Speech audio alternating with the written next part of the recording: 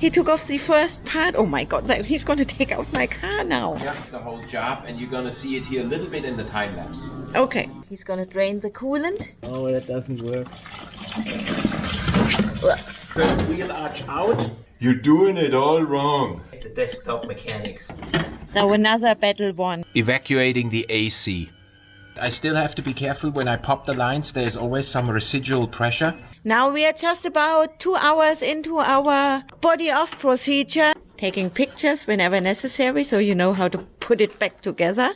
Now taking out the coolant reservoir. We got the brake lines here disconnected. We got the brake lines capped. That bolt was never open in 16 years. 17. Now I can release this down, see? We have to take off my spare canister. There we go. Wheel arch. Filler neck is loose, brake line is loose. That's all we have to do on this wheel arch. All done.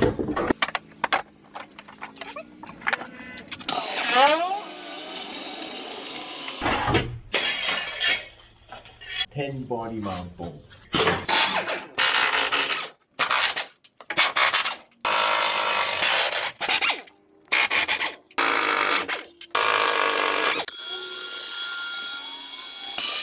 Oh, look at that, it's in giraffe mode. So Christian has to move our lift arms now to the body. If it snaps, it's broken. Bump it. One more. Bump it. That didn't sound good. No. Show you guys what I missed. There's the cable still on the frame. And here it's on the body. It's already disconnected. Here we're jamming big time our air tank with our lift foot here from the hoist. Found another interference with the compressor housing. Yeah, it's here. Shit, what is that? Oh, Christian, that's your job to look at something like that. It's completely rotten. That's okay. Yeah, the filler neck here, also good.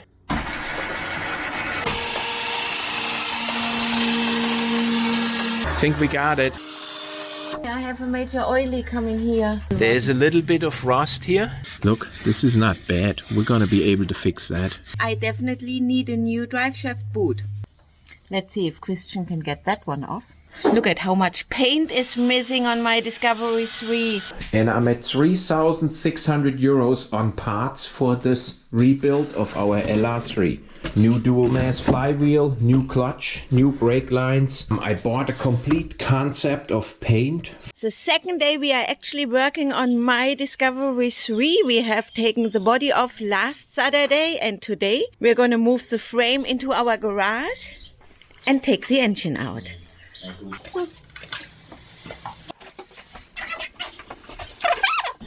I always think it looks like a Rolls Royce when the body is off. Okay, there's part 1 out.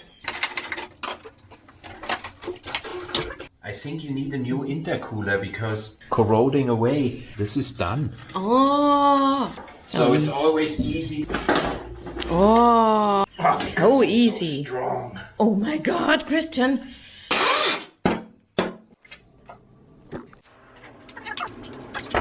See if you got really corroded bolts here and the 15mm just slips right through. Use a 9/16.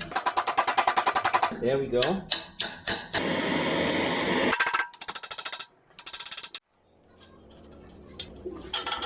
Without snapping it off.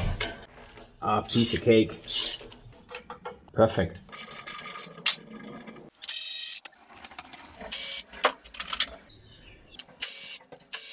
Yeah, it's the engine mount. Oh, look. That one was loose, look. Oh my God.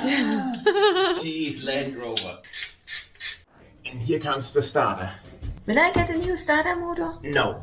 No, it's 9. Oh. Oh, the 9 looks like an 8. And then we can finally take off the remaining transmission bolts and then we'll take the engine out. I'm going to lift up here the transmission a bit from underneath. Now I'm going to lift the engine.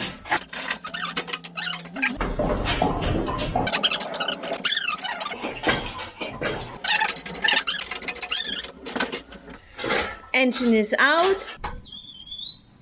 Oh, look at all that dirt. Okay, let's get this baby out. Oh, look at that. Christian broke it.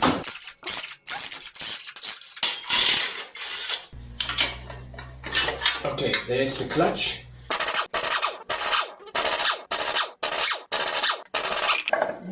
It's heavy.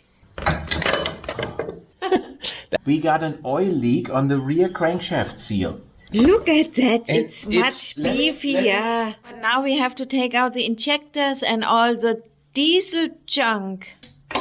Oh, Dropped in the oil. dropped in the oil. There's nothing flaky inside. 270,000 on a Discovery 3. Take care of your fuel system components because you want your engine to start again.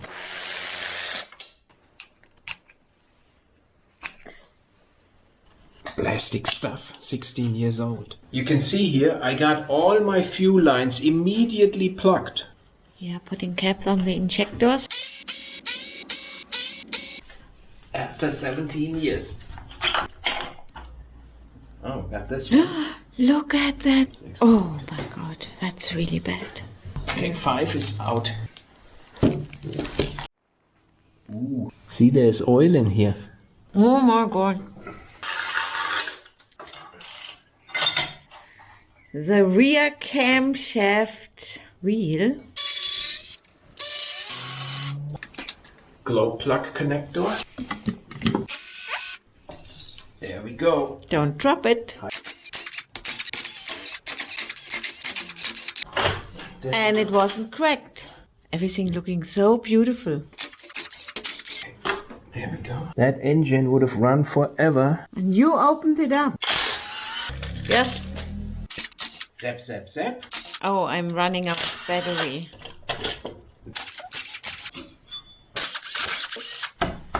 Oh, don't break it.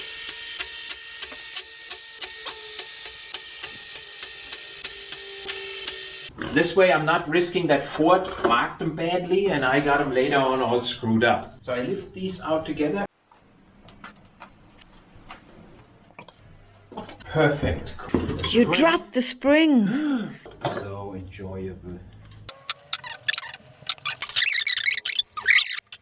So that is apparently more work than Christian thought. So maybe I should open those bolts. I think it will be no problem for me. I'm looking all clean. Yes. And you look like you're doing all the work. Yes.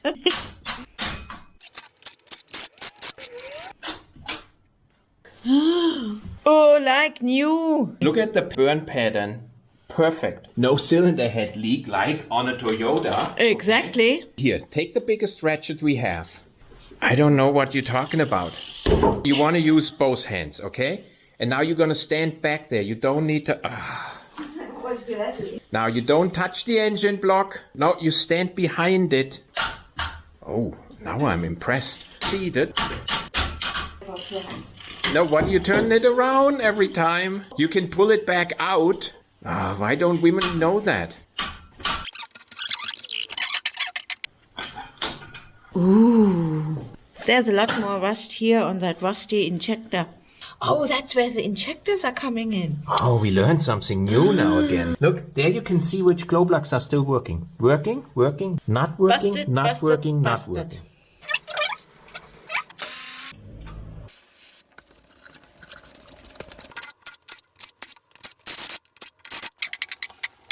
You won't be seeing much damage here. That's where it usually breaks. This is enough to say we're gonna replace it. You sure? Yeah. So all of these have the exact same wear pattern. Maybe 1 Newton meter breakaway, but when I rotate it, it's half a Newton meter. Oh wow.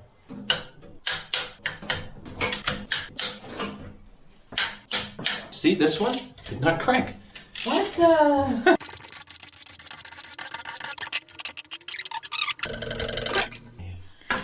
No. There is no wear. So we'll put them on. I don't mess around. No, absolutely nothing. That's just oil. Don't drop the bearing. This one looks better than a king bearing when it comes out of the box. I can re-hone the cylinder a little bit. They all look pretty. I think they need some honing. No, they don't. I can do the honing when you're not around. Well, don't make the engine worse. This is my hospital bed for Discovery. You guys gonna see that in a minute. Perfect. It's a pretty close fit. You got it now? Yeah. The hospital bed actually requires the body of the Discovery to be stable, so the patient is bolted down in the bed.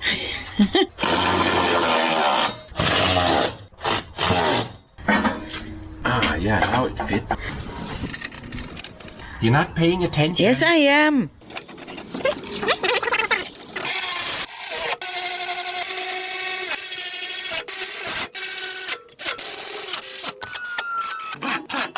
Because he talked them only to 45 Newton meters. Feel how solid this is. We're gonna have to stop having off-camera discussions about the stability of this thing.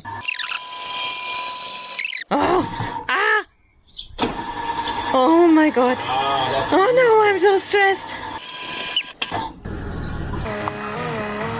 And I don't hear any complaining by Christian. Oh. Okay. He's gonna cut out all the yelling, I can tell you that. Okay, you can leave it.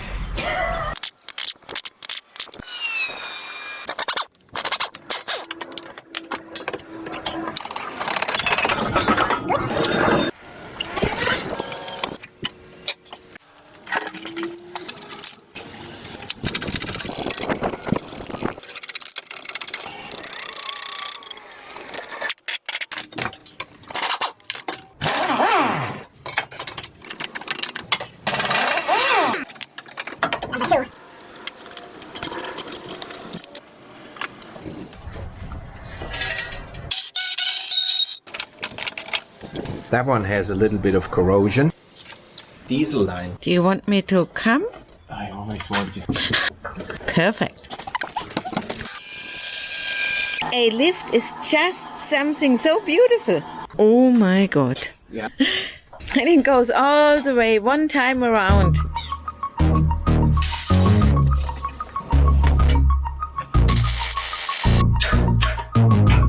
Oh, beautiful.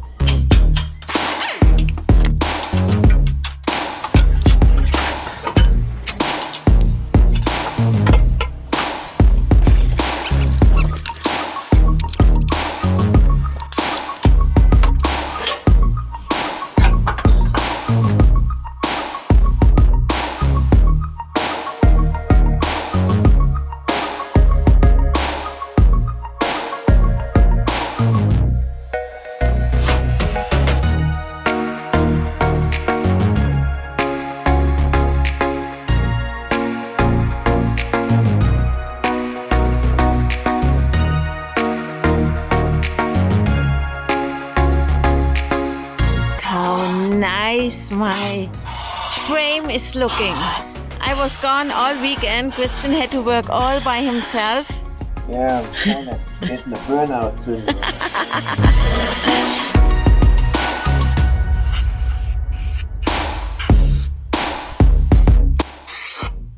I nap during lunch break. And Christian paints the frame. Well, that is how far we got yesterday. Actually, Christian did all of that. I did not get new sway bars. Now she got it. Took a while. Still grinding. So these rudders we got new. Darth Vader is speaking. That's before and that's after. Almost done. Yeah. Look at that, how a fuel canister cleans up. Oh, it looks so good, Christian.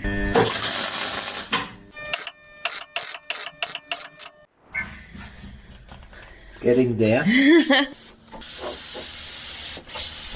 That's actually the most important side. Look at that. That was a lot of work. That's where Christian had to patch it up. You don't see anything from the outside. That's good. Is this art or can it go into the junk? We're gonna replace here the ceiling rings. This is the first step.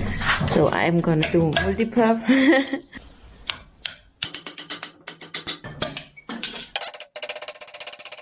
There we go. Oh. Foot is stuck in the knees.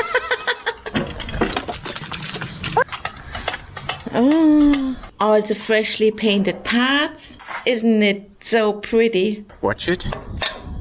Oh. I can do this with one hand. Careful. It popped. Oh. It's going? Now it's in. It's in. Freshly painted cross member.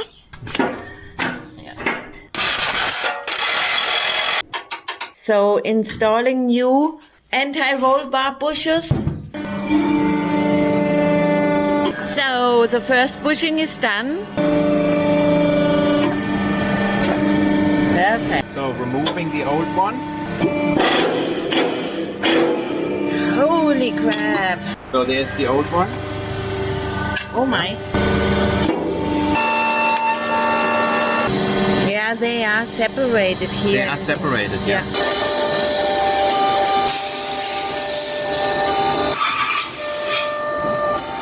So I just gonna put plenty of this in here.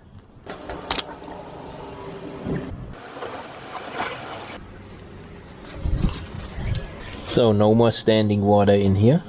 The really nasty ones here are fixed. This one in there is now a nice water slide. There we go. Overall, this is an extremely well-made frame, even if the welds are not so nice. I think this frame can easily compete with any Toyota frame because it's completely boxed in and it's really thick, very well reinforced, looks extremely rigid. I'm very happy with it.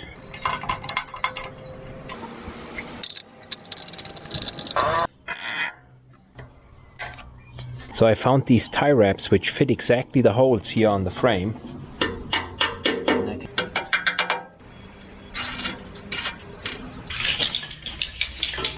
Putting on a new heat insulation here. Okay, so I marked where my cable clip goes and I mount this back on here. Ah, that's so satisfying. There we go.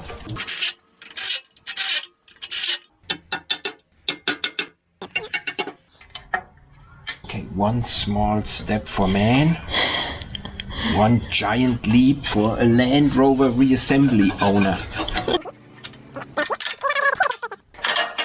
Bolts. There. That boot is broken and it hasn't lasted a year.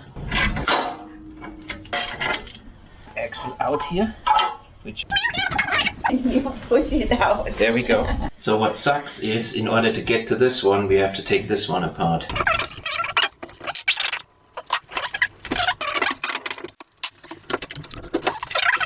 Oh my god. So this one got to go back on. Cool. And you forgot the grease, Christian. So we put a little bit of grease back in.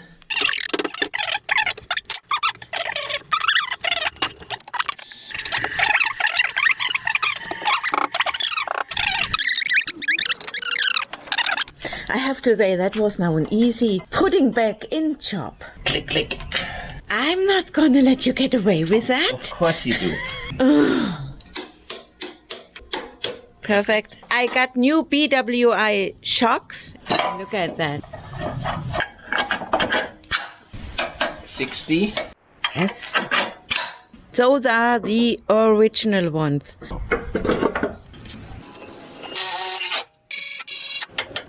We'll torque it to 63. Click, click. Just like Steve in the plant did it. Very well. All four struts in. 175 Newton meters. And we use imaginary new nuts and bolts.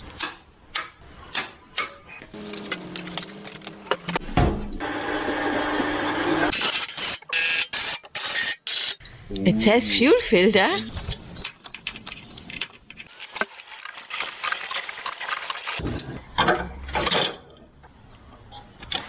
Don't break it. Beautiful. I don't need a hand job. There we go. Push lock hose and a protection ring. Oh.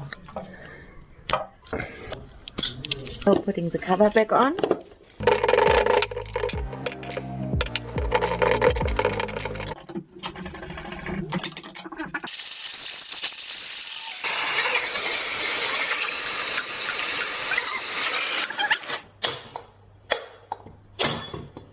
Very well, Robin.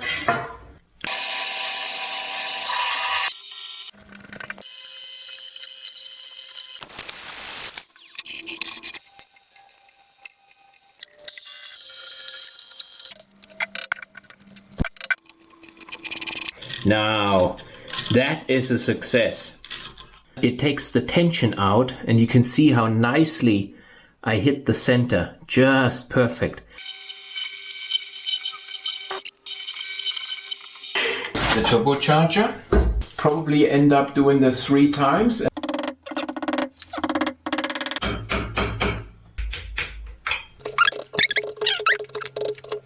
Now I put this O-ring on here.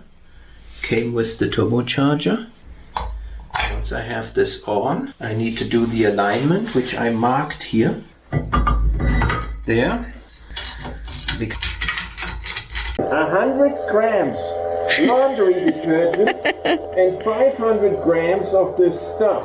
Look how clean this got, without any effort really, other than, working on this for 2 days. There it is. We're gonna have to take the transfer case off. What? I have a handle here. Let me do it, I'm faster than you. Oh.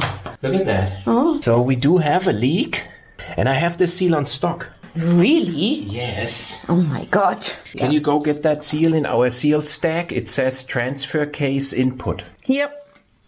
See, it fits. It's the right seal. I cannot believe you have that at home. Yeah. Look at that. Oh my god, now I'm impressed myself. So this actually may work. And there it's seated under flush. Wow. Ooh, let me see inside. Ooh, another ball bearing. Ooh, it's quite tight actually. Perfect actually, Christian. It goes on here. It's the stuff we used on the Challenger. This without Robin. And without any help from me. All this stuff is like new after so many years. Yeah. And the parts are so high quality. There, the snaps in here. Beautifully wrapped with the tape we couldn't find yesterday. And then we can put that transmission in. You're not wearing any shoes? No, well, not yet. No big deal. We'll put a couple of bolts in. Longest. Yes. 10 Newton meters. Clickety click. See, what I gotta do is I gotta plug it in here first. And then I rotate this around like this. Clip this in here like this. Slowly.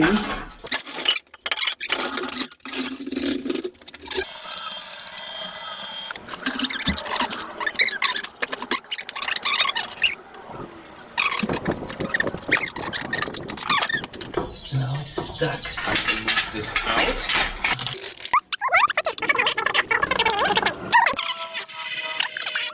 They get their final torque once the body is installed and I can push the brake again. This thing in. Some useless piece you need in Germany. There we go. Which one? The one for the center bearing. I have 3 different Yeah, the bolts. one with the Hicks head. So that's the absolute last attempt to get the glow plugs out.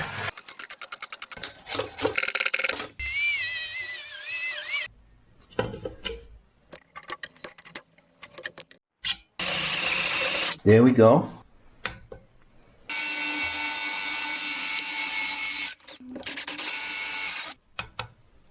think every sentence would normally be ended with an "oh my god" from Vera, but she's unfortunately not around.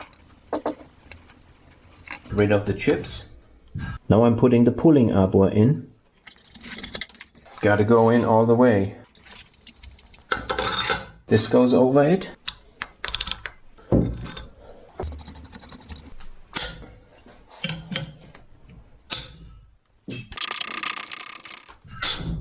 That was a big, oh Jesus. Okay, I think I got it. Wow. This is the debacle in full view. So this one came out in one piece, the only one.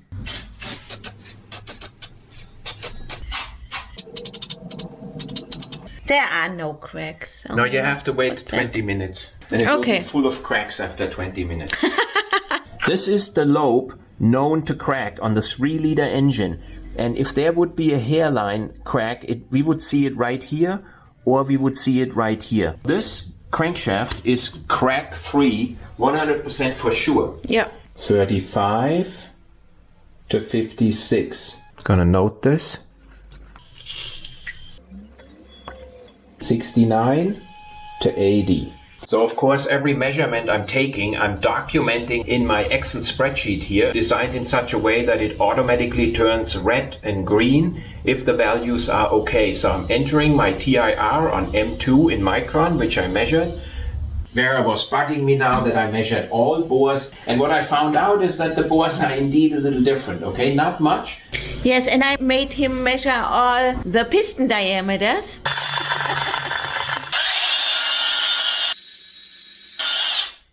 I'm gonna have a runaway diesel. Oh, they look pretty good.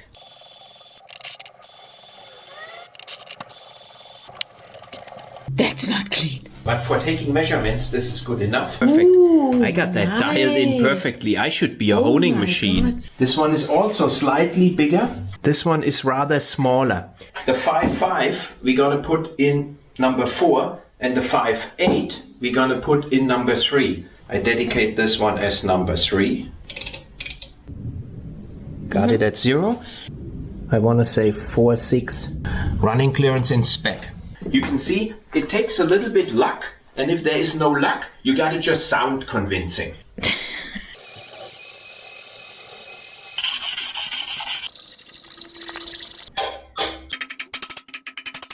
Perfect. 11 Newton meters. Okay.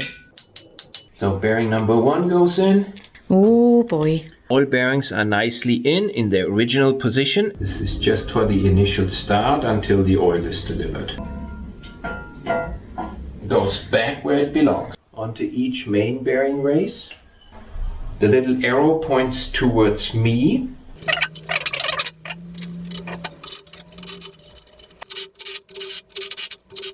That won't take long.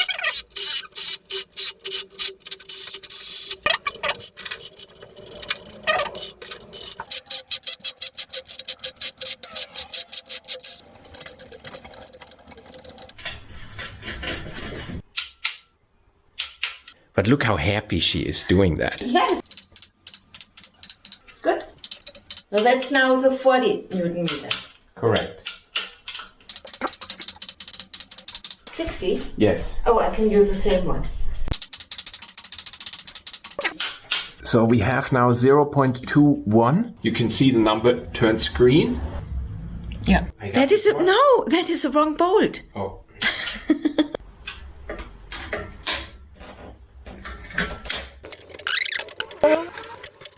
No. Yeah. Perfect. Done. Work to rotate. No, it's about 1. She does not believe me. She has to verify it herself.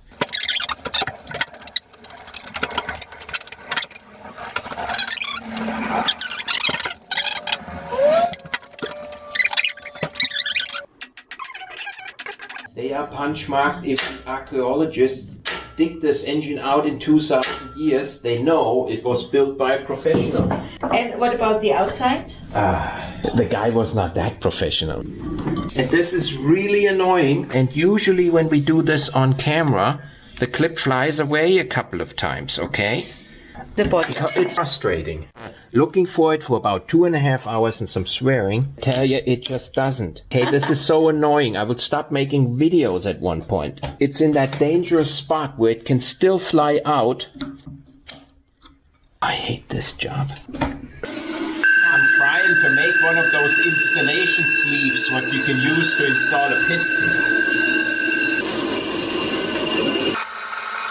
The most confusing scale on the planet. But I got it by the micron. So is that now smooth or what? Really smooth. Let's do another test. Yep.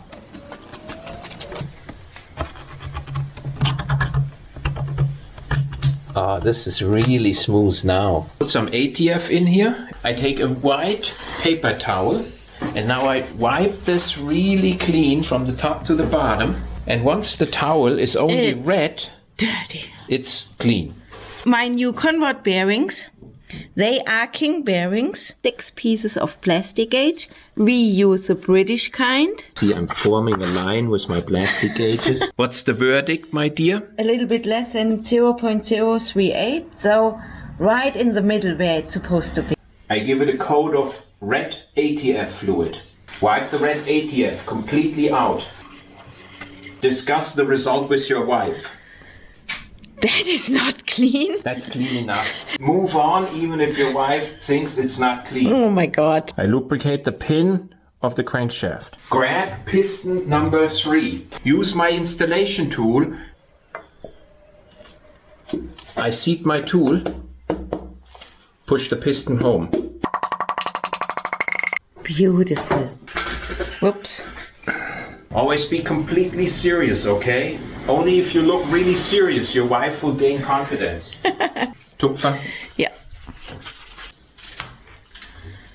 And in any case, do not yell at your wife or you will be doing this job alone.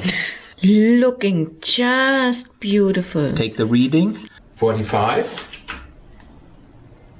45. Perfect. Perfect. Piston number 3 is done. So anybody have any questions? Oh, I'm sorry, it doesn't work in a YouTube video.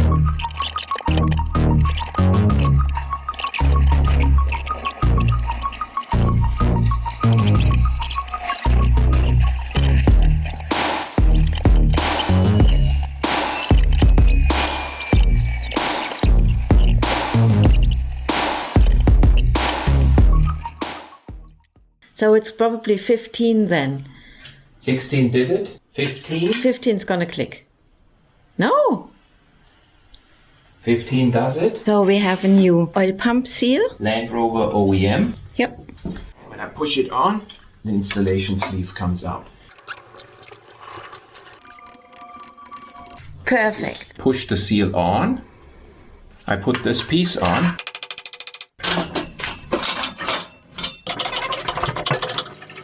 Beautiful.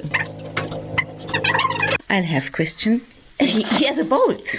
I labeled them so I know exactly where everything goes.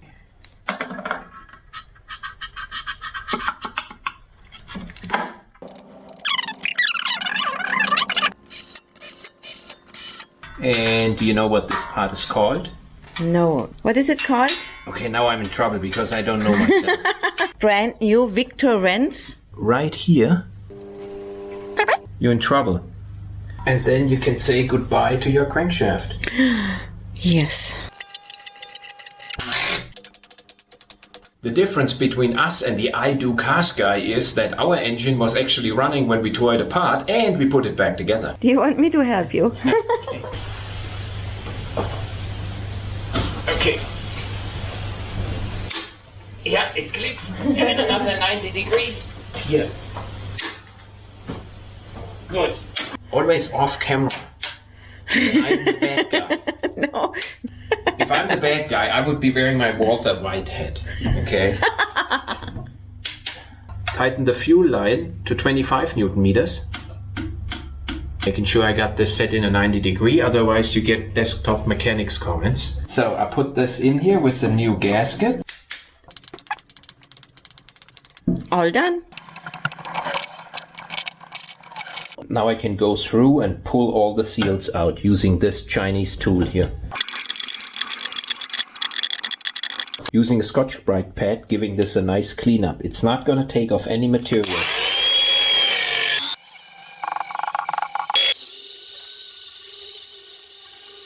First step is to put some oil over the valve seat. Is to take the correct valve, insert it from underneath, put the installation sleeve over it, valve stem seal over it. Carefully remove the installation sleeve. Use the correct spring, insert it over it, seat it nicely. Push the spring down so both grooves are exposed. Put it in there without dropping it. 1, 2, both wedges are in. And carefully guide the valve over it.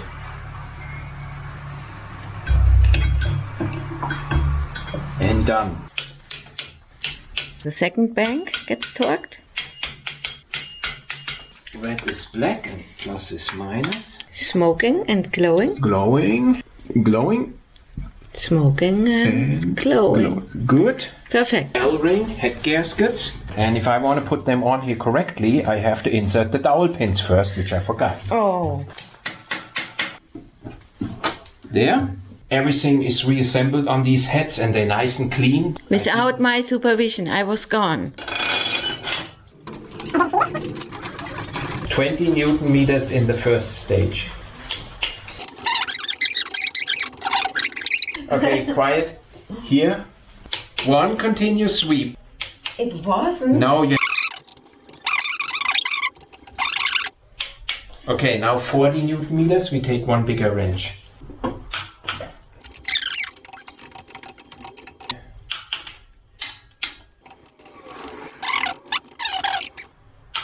$80.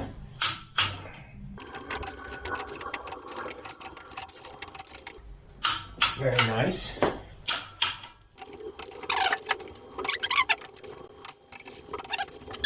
And go. Okay. Good. Jawohl.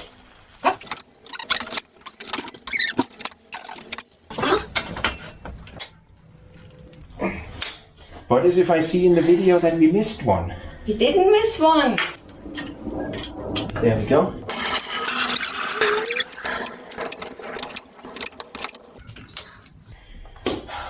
Got new hydraulic lifters. Now I put some oil in here and just insert them in here.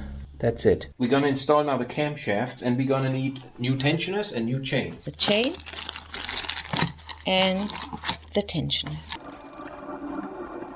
Now the camshaft goes in here in one setup and you gotta wiggle them a little. Place it in here. It's now at 12 o'clock. So I'm gonna put them on here nicely. Feeding torque here is 1 Newton meter. Don't do anything under pressure, you know, don't just force it. And I keep on talking like this is really important, okay? Okay, and now we final torque them to 11 Newton meters. Perfect. 0.1 goes in, 0.15 doesn't. Push in the first camshaft seal. I put some tape on here.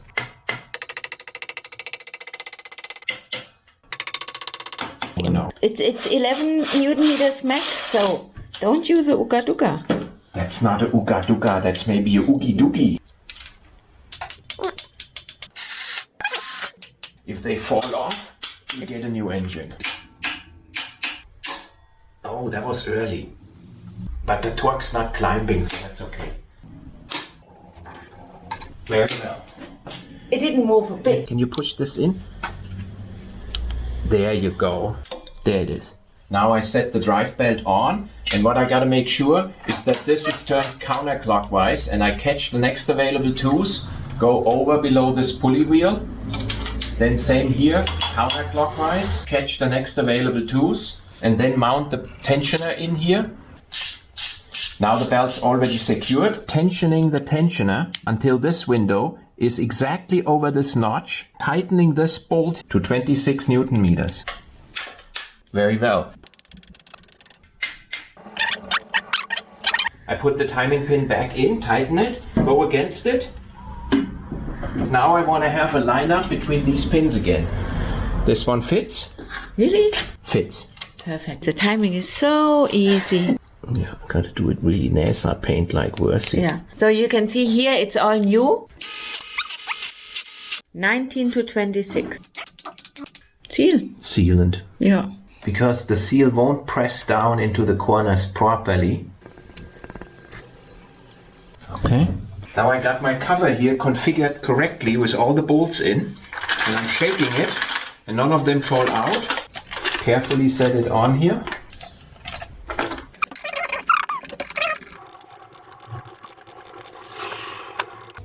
Good.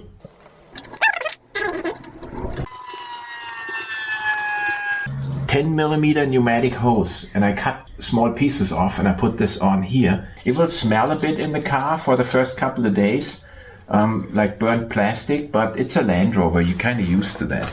Oh my god. Your freshly rebuilt turbocharger. You of course have watched that video. There are only 3 bolts. Okay, and I'm going to tighten them from the inside to the outside. So making sure we torque everything to the correct spec. So you seat all your bolts and then you discuss this with your wife and then you torque. So you can see here, you put some oil into this turbocharger here. There, that's good. Everybody needs to see that in detail. 11 Newton meters. Well, we just spent 20 minutes looking for another steel clamp. That's not true. Everything was well organized. It's a good machinist setup. Yeah.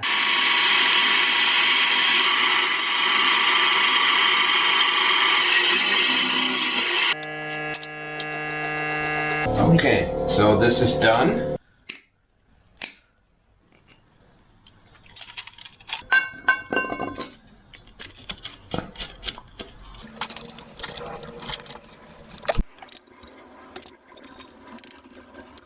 And no, we can't blank our EGR valve. You serve 5 years in jail if you do that.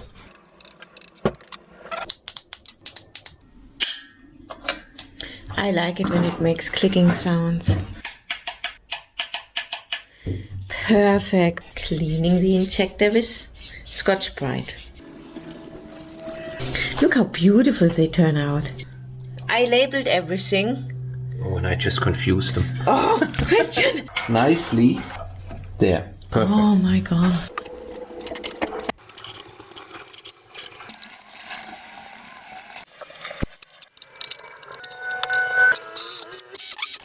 So everything is nicely seated, but not tight. In that condition, we got to tighten now the injectors very evenly to 11 Newton meters.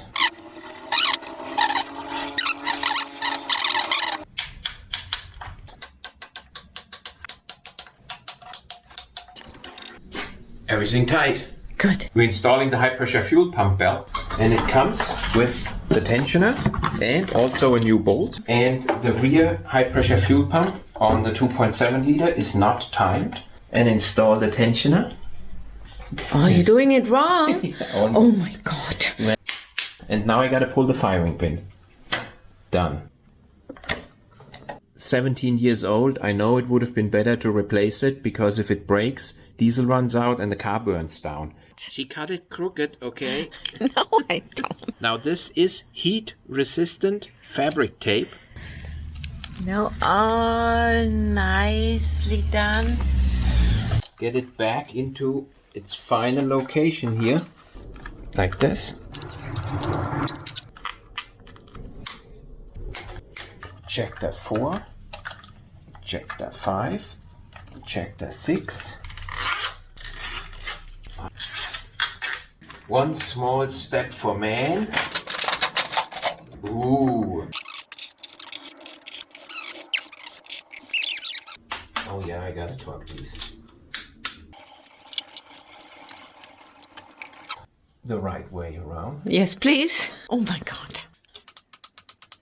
The water pump pulley wheel. And Well, that's where the cooling van goes. Very well. So installing the alternator mounting bracket. I'm done talking to you.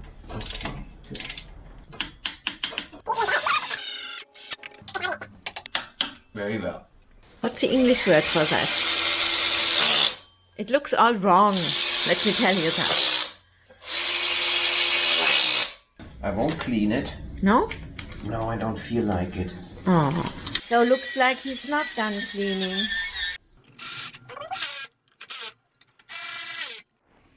Okay. This looks beautiful, doesn't it? Sure, it's sitting nicely. Yeah. Good. Okay, the oil separator goes in. One here. Oh yeah. One here. Oh yeah. So, engine is completely finished. Now we're gonna cut out a piece of that engine mount bracket. It's always just a hair. And then we're gonna read our comments on, oh, you weakened the engine mount. It's gonna fall out. So torque to 110 Newton meters again. I can put that starter in and out whole day long. This is easier than on a Toyota. Oh, don't push it. I'm gonna have to put this onto the crankshaft. And it says not to hammer it onto the crankshaft. It is very satisfying when my car gets new bolts, I have to say. Now the second pattern. Very well. Watching the indicator here. You have to go, no, other direction. So watch it. It's good. It's good. It's good. Definitely in spec. So now the last quarter. Ooh, What? turn forward. Okay, hang on, let me fix that. What the? It's definitely in spec. It says in the manual maximum TIR on the flywheel 0.15 and we are in that range. Yeah, Next we're gonna mount the clutch. But there is one little hurdle. First of all, we have to find the bolts for it. Oh my god. Second of all, we're gonna have to make an arbor to Oh. locate the clutch onto the dual mass flywheel. You mean to tell me it's not a plug and play procedure? No, it needs an arbor. Oh. So What Yes. are we doing? We gotta hawk out some material first. Walk out? Hawk out some material. Cool. And it says on here. Getriebeseite. And now I expect this to fit in here. Ah, look at that, how beautiful. We're gonna edit the video. You dropped it and it said in the instruction, do not drop under any It circumstances. didn't drop from very high. Oh my So god, I gotta have my to- clutch is gonna be. Well, there's a point of impact. A point of impact where? There. Yeah. Point of impact gone. So, Don't drop it, don't drop it. is Getriebeseite now out? Oh, this is quite precise. So we got new bolts here from Land Rover. Yeah. Gotta go now around, okay? He's got to go to 23 to 29 Newton meters. So I go to 27.6. Yes. I told you you're already at the torque. No, you see it moving. And this tool goes into our tool assortment stash. Goes into our special tool stash. So we need our pit.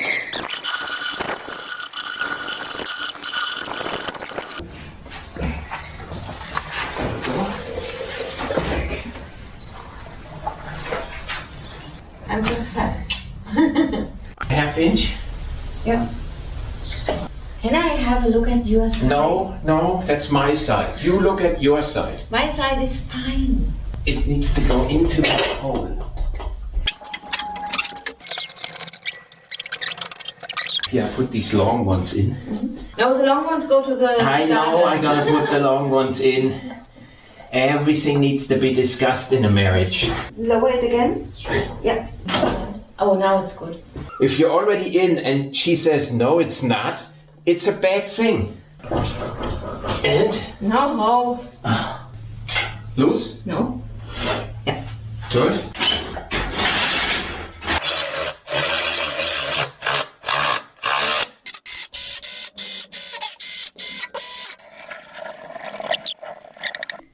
extensions.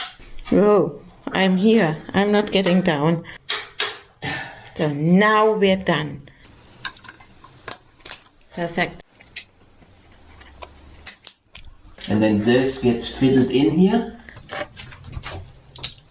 See guys how quick that goes if somebody hands you the tools? Yeah. Click, click, EGR pipe installed.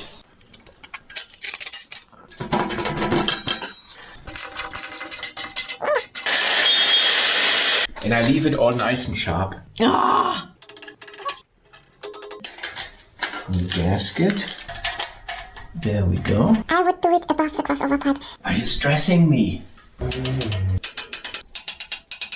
Click, click. Goes on just like the old one came off. Oh.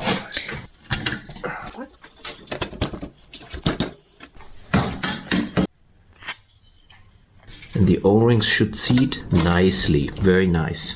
Click, click. So this goes now into the vehicle. Done. Radiator goes in. It looks like a Rolls Royce again.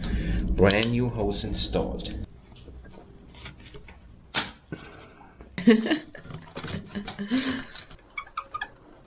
There we go.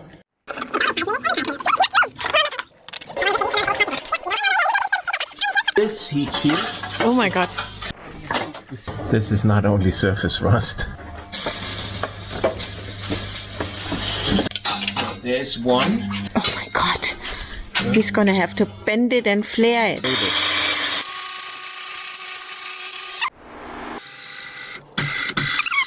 So now, sketchy, sketchy, sketchy.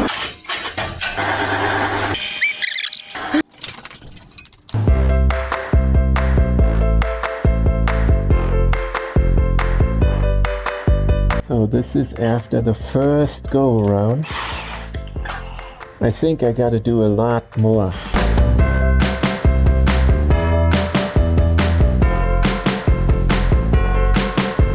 Still not done. A lot more to be done. So let me show you Christian's new tan. Oh my god. That cleaned up really nice. It looks perfect. I think I got about 10% done. Oh my god.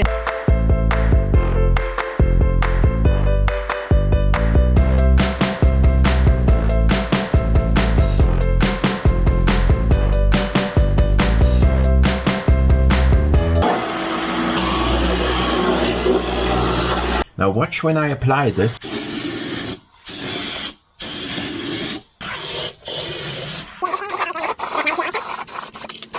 Oh, it will be so beautiful. This is no Leno guard. This is a rust converter. And you can see what it does. It turns that metal basically black. And this black surface is a hard coating. And it's not supposed to be mechanically disturbed afterwards. It turned dark. So this chemical process is now completed. And it's not dangerous for the environment. I checked this. Yeah. That's the process they say. You just rinse it off. Yeah. Masking is Christian's second least favorite part of a car restoration. I can tell you that. Rust protection.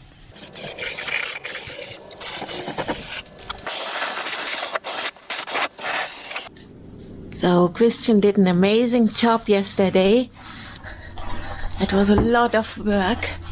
It's gonna last for another 20 years.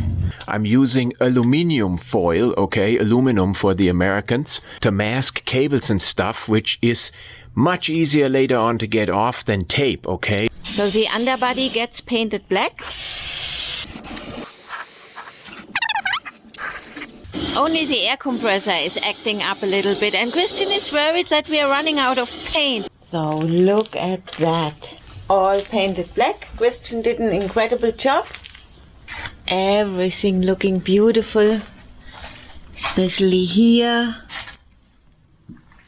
Now we're going to apply the underbody protection.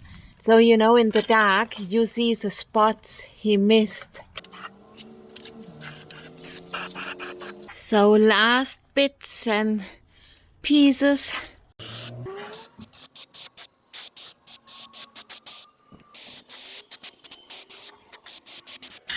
Go slower.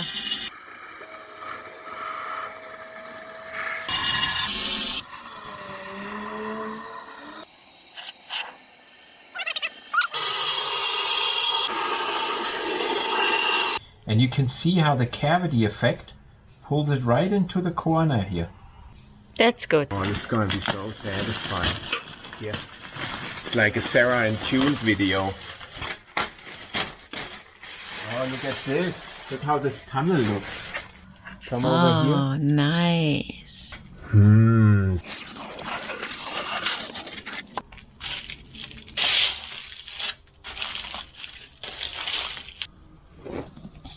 And we put them right where the standoff bolt was welded to the chassis. And we need to paint that. I need to paint this, of course, because I ruined it. Yeah, and he's gonna hear about that. I think that one belongs here. Oh, doesn't that look beautiful? Piece of carpet goes back on.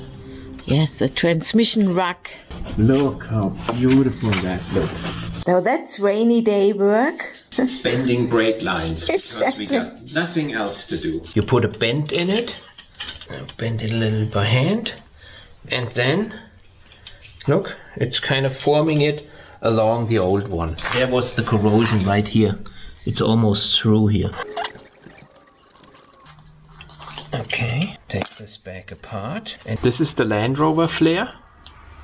And this is my flare. Oh, not looking too shabby. Back on here now. This got to go behind here and in here. Okay, and this is now our self-bent brake line. 90 euros, that's what this heat shield cost new. See, it looks decent again here. Oh, you haven't seen all the others yet.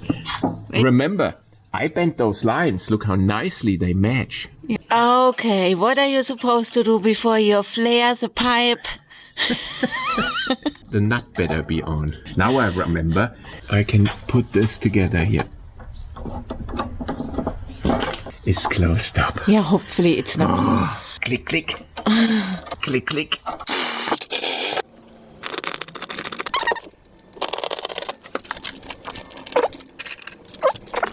Oh, this is so beautiful for self-made. Yeah, look at that. Completely clearance and everything. Yeah. So I got my brake lines completely replaced here, down, along there. You like it? Yeah. You know, they're a little bit crooked, but they don't touch anywhere. They go nicely around everything. And they have nice new mounts. Better not touch my brake lines. Oh my god. That is a fixed corner? Yeah. Perfect. Okay, so this gotta go on here.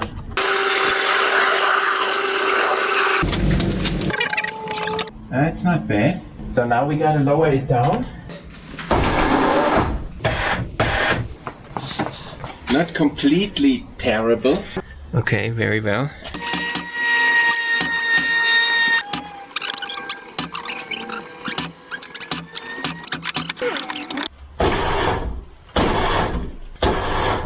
Yeah, that speed is good. Yeah, one more.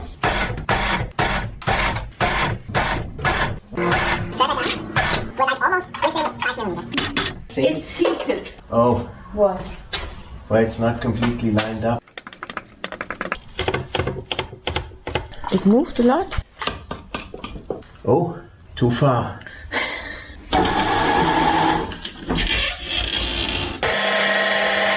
One more. Stop. Good, we got it. Go up. Body and frame is one again. More pressure.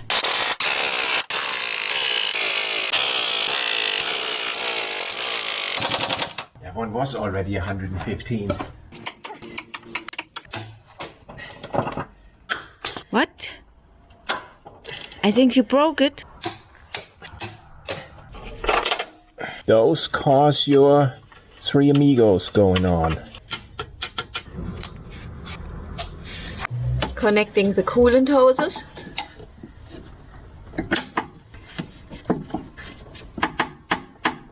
Coolant reservoir goes in. And that's new hoses. Level sensor. Did it click? And close. Ooh, look at that.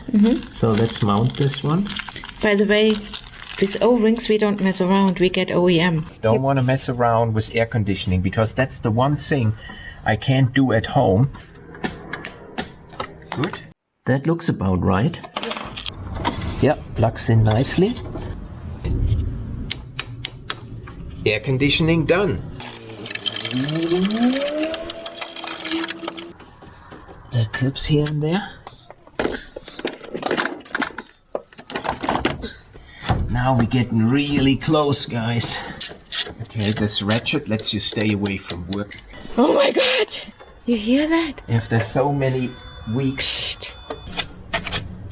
There. Done. If you want to shorten the life and get some money to your workshop, you can run 5W30 as well. Ah, there's fuel! What the fuck? You're not supposed to say that. What the? There are absolutely no more bubbles. Somehow I want to go pee now. Power steering fluid? Just so it doesn't start on an empty tank.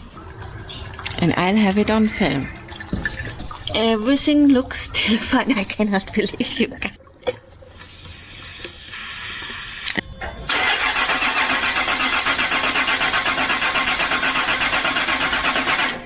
What was that? It's not getting enough fuel. The engine doesn't have a fault. That's quite concerning. No!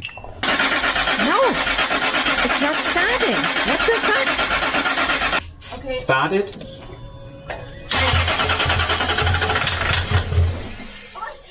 One more. Go. I gotta say, this didn't sound too well. We screwed up the engine.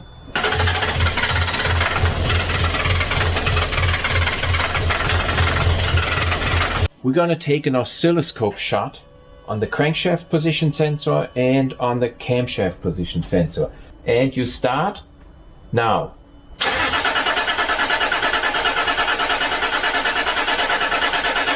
First at the end, second at the end, and it looks just the same. So there's my camshaft exactly sitting correctly here. It's not completely messed up. There's just a tiny link missing.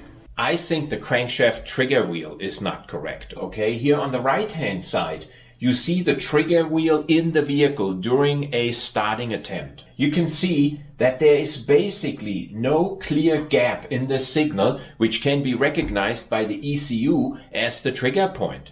If I zoom in on this gap, okay, right here, you see it, there's a little gap, and then I count the flanks, or basically the rising edges past this gap, I get 59. What the hell? According to the Land Rover manual, I'm supposed to have 58. On the right hand side, I put a used trigger wheel with a brand new sensor into my lathe. So I built a test setup and let it run approximately at the same RPM as the cranking in the vehicle. So it's about 150 RPM. And on the first few immediately, you see a clear gap. And when I count these spikes here, I get 58. I think the ECU is all confused, and that's why the car is not injecting.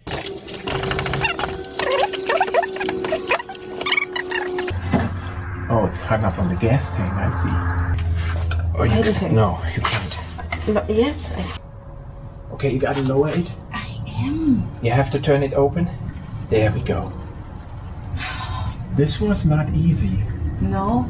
Okay, we got the transmission out. Okay, now is everyone ready?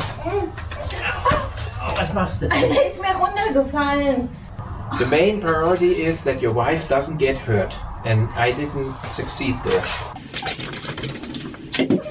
So yesterday evening, together with Vera, we took out the transmission here. You can see that. I want to be able to put my new sensor in and then start the vehicle right away in this condition, versus when I take the body off, I can't start it. I have to put it back on and learn again if it works or not.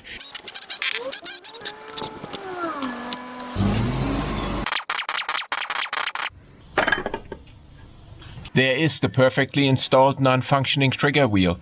And it's only 4 Newton meters. Now I can pull the sensor back. It's gonna be distorted. There we go. Now it's running. I'm gonna have to take a screenshot of this and count the pulses. When I put all three sensors, which I have functioning right now next to each other, this is the one I just took out of the vehicle, which is not working. You can see that big flank is up here, versus in the ones which I took out and they were functioning, LR4, LR3, this is the one which was in the vehicle, it's down here. And here it's also down here. There are plenty of videos from me how to install a trigger wheel. Okay, we're interested in the result and not in the procedure.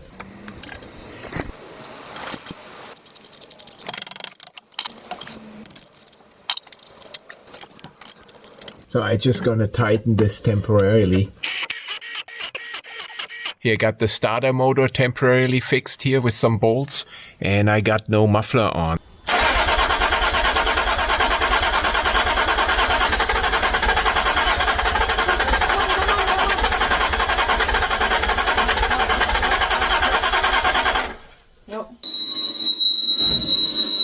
At least once in a while, a viewer writes me that he bought a lathe.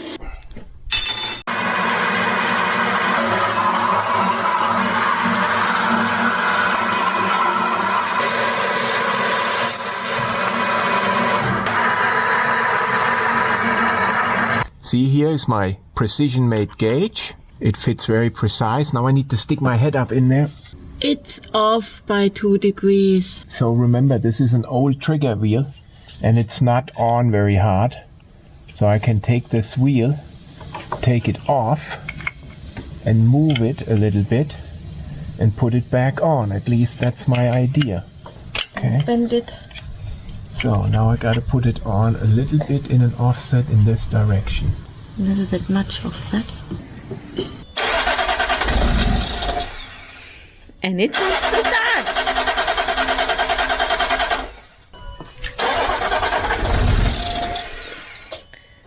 There's only so much missing. Oh, come on, come on, come on, come on.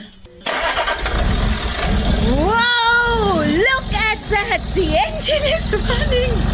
Oh my god, oh my god, oh my god. We got oil pressure.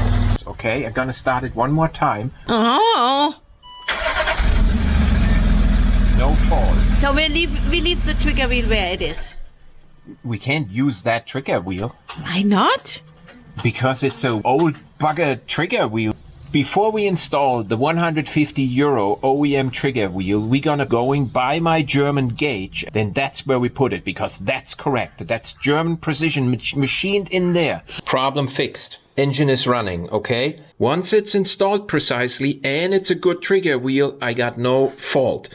This trigger wheel here was quite precisely in the position. Maybe not as perfect as I have it now, but it should have at least started and run, and it did not run. So I think this trigger wheel is faulty, and according to my diagnosis, it's faulty because this edge down here is supposed to be up here, like on all the other ones. So now I'm confident that I can install now the OEM trigger wheel sensor, which is 150 euros, using this tool to position it, and I know my fault will be gone. My final conclusion is that the trigger wheel sensor I bought in the UK, which was aftermarket, is indeed the root cause of the problem. And it produced a signal which had 59 pulses, or at least an undefined gap in the signal. I have to take that functioning wheel off and maybe destroy it. I got my tool now, which I can put on here before the trigger wheel is completely inserted. And when I put this here straight in front of that hole here, you can see how precisely I can see if it's aligned before I push it now down. This time I'm not gonna push it down with my Chinese tool because it distorts it. Here I made me a better tool to seat this one now manually. I got the perfect diameter, I got the perfect depth. Start this way around to get it flush. Now I got it flush. Alignment is perfect. Here, goes back to you. Thank you. I turn this tool around and I can use it to seat it.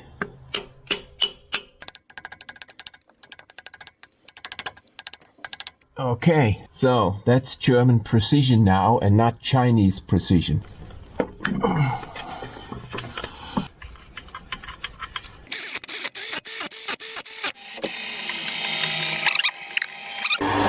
Good. And what we're interested in now is how this pulse looks right here. No engine fault on the gap tool. So the new trigger wheel is working. We can put everything back together now.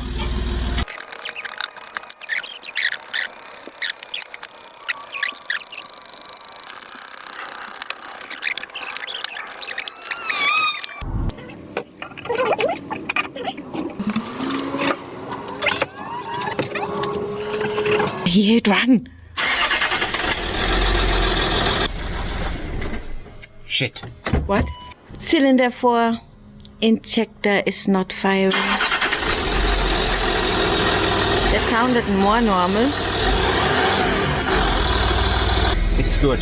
Yeah, because now you could hear it that it was.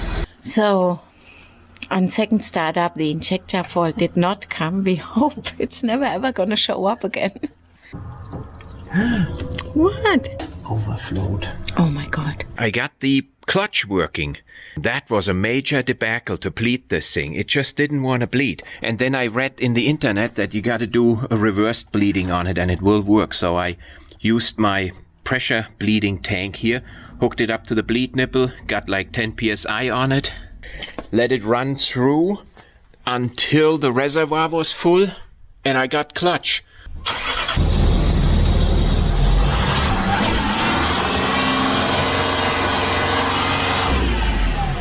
So after one project is done, we hooked up the engine and the transmission. I always clean up the entire mess. Sounds beautiful. Hit the brakes. Here 485 millimeters. That is the right height. Yes.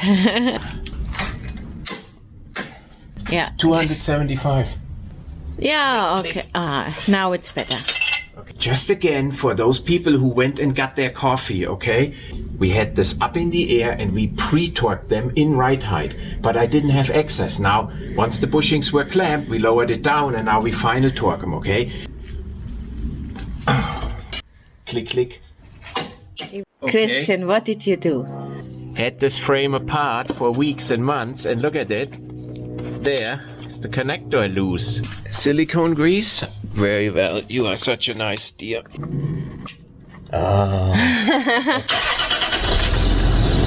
It's such a beautiful engine. Oh, it's running.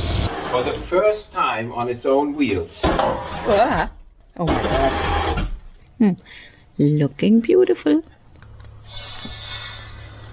No, I disconnected it from, Oh, okay. from the silencer here. Watch it. It's blocked. With what? I With don't paint? know. I'll do a test without air filter. That's the simplest. He took the hose off. This time we got 900 kPa. That's about 10 bars. Before that we only had 600. It's working. See? Yeah, that was clogged. Okay, what did you look into it? Yes. Yeah, you can stop. But this is how that filter looks. It's just a piece of 2 pieces of foam. Our steering is all filled up. So I installed the spare wheel. So yeah, Christian hooked up the winch and it's working. My tiny little air compressor for pumping up the tires. We'll get the oil for the rear diff, 140 weight oil. Filling up the final drive, the rear differential. I found someone doing this for me now. Fitting the transfer case with DTF1 Ravenol oil, made in Germany. So that pump will not give you any workout. Yeah, that's the lazy ass pump. I'm using that one. Filling 1.6 liter of SAE-75W90 GL5. 35 Newton meters. 0.6 liter of 75W90 GL5. 34 Newton meters. Engine is running. We are going on our first test drive. Oh my god. We got this. Oh, now it's installed. Second attempt. Problems with the steering sensor. Uphill. Okay, the clutch works over the full stroke, which is pretty good. There's blue smoke back there. That's all the oil we put in while Hopefully assembling. that's gonna clear up in a moment. Yeah. So the engine sounds like a real diesel, not like on a Discovery 4. Yeah. The steering wheel is straight. I mean, I miss the manual transmission so much. Me too. If you got a weak engine, you want to have a manual transmission. That's just how it is. And it sounds great. Yeah. So we're not going to fill it up full because we may need to drop the gas tank again. So, her first few yards now. Oh yeah, the clutch is nice. We're checking the air suspension for leaks here. No bubbles. Forgot to mount this hose clamp. That would have been my coolant in the Alps.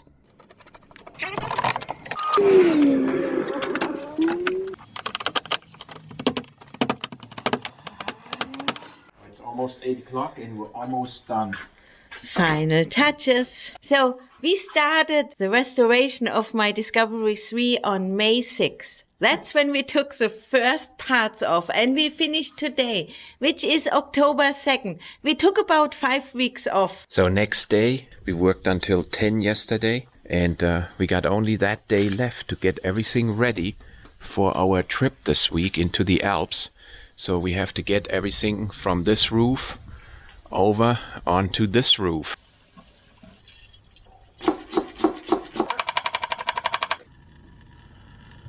Gonna let this run on each wheel for a bit. So when I check for leaks, it's really important to pay close attention to the diesel return line from the injectors, which is this line. It's hard to see, so I took like a little flashlight and lighted down to all of the injectors.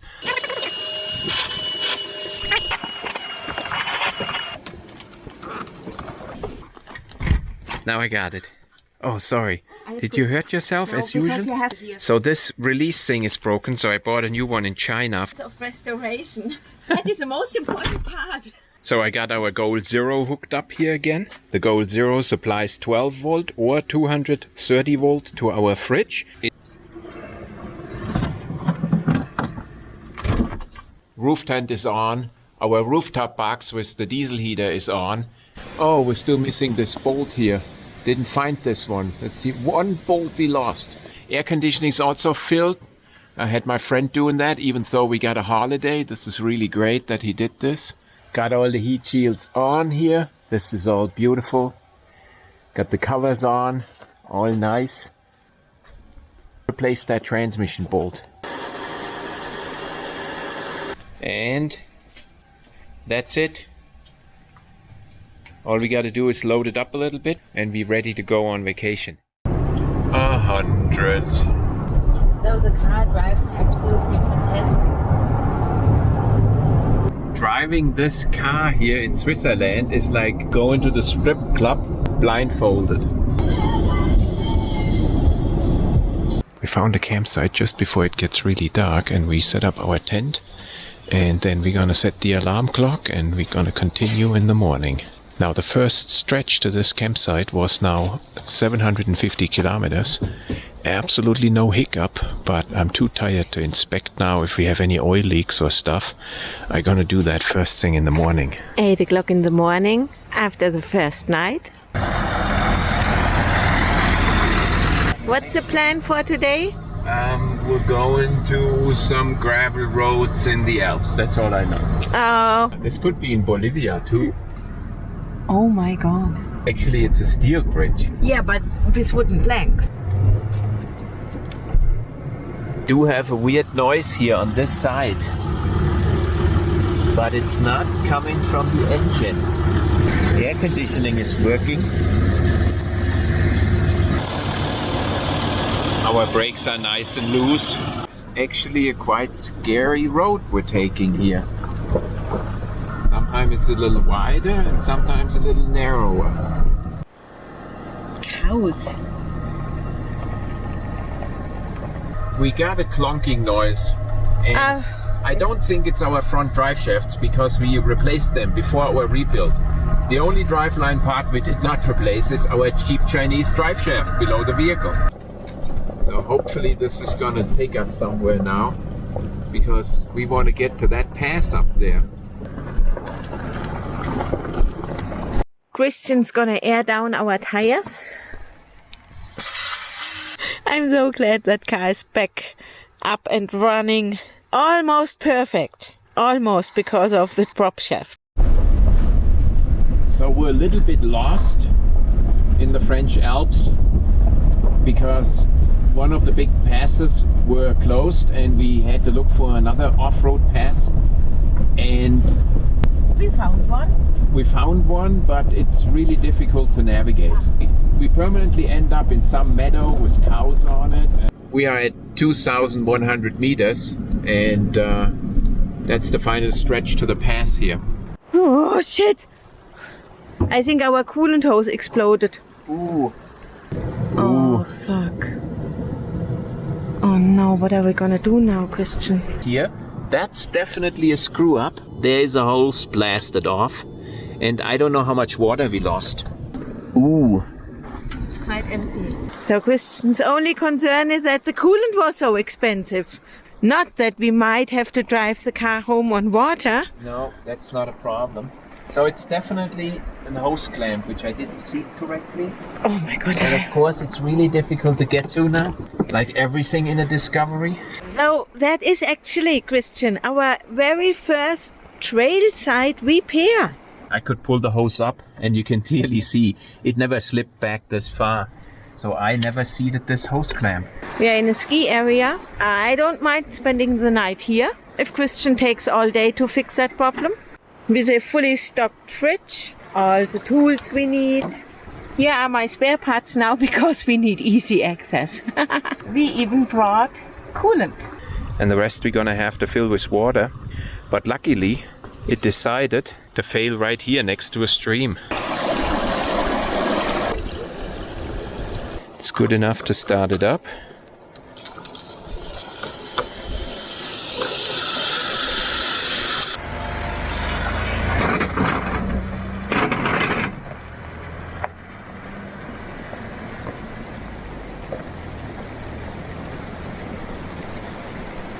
I hope he waits for me.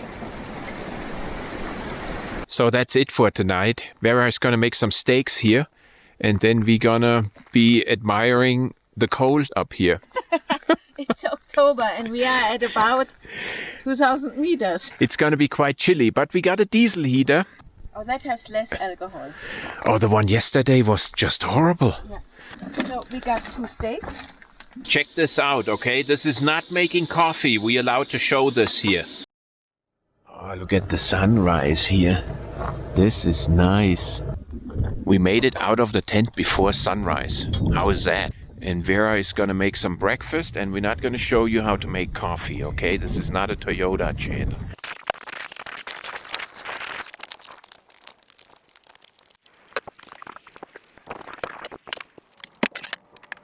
Set up a camera on our transfer case. Look, when I stop, so we can keep an eye on it.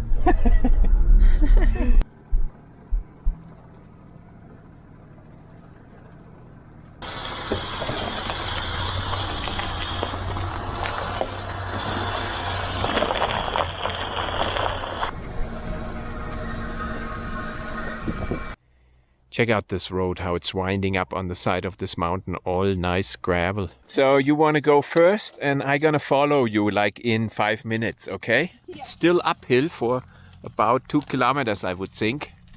This is really steep here and it's at 2,200 meters of altitude and she wanted to go mountain biking. You can see how steep that is. I mean, it's climbing big time. Oh, that's embarrassing. She had to wait for me. There she goes.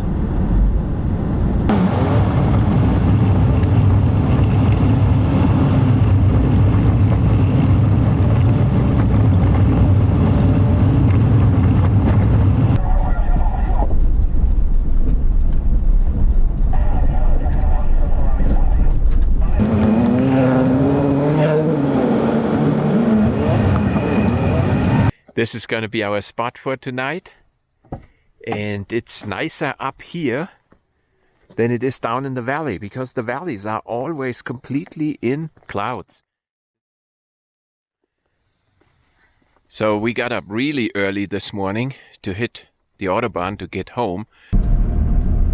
Wow, there are a lot of signs here. Look how short this tunnel is, and it cuts out like 12 minutes.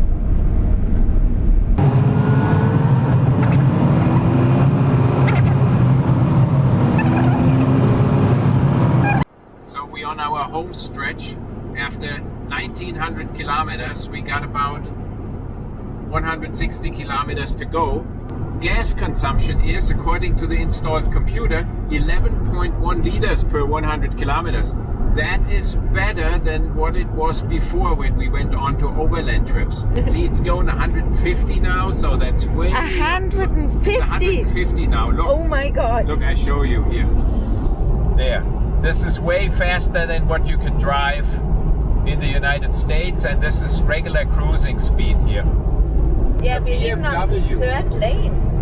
Look, we're passing a BMW with a 20-year-old Land Rover having a rooftop tent on. So tomorrow morning, first thing, after doing our video, I gonna take out the oil and see if there are any chips in the oil pan. Oh and my if there are God. no chips, then the whole thing was a success. I hope you enjoyed our video series on the restoration of our Land Rover Discovery 3. At this point, I want to thank our Patreons a lot for their support, and We'll see you next Sunday. exactly.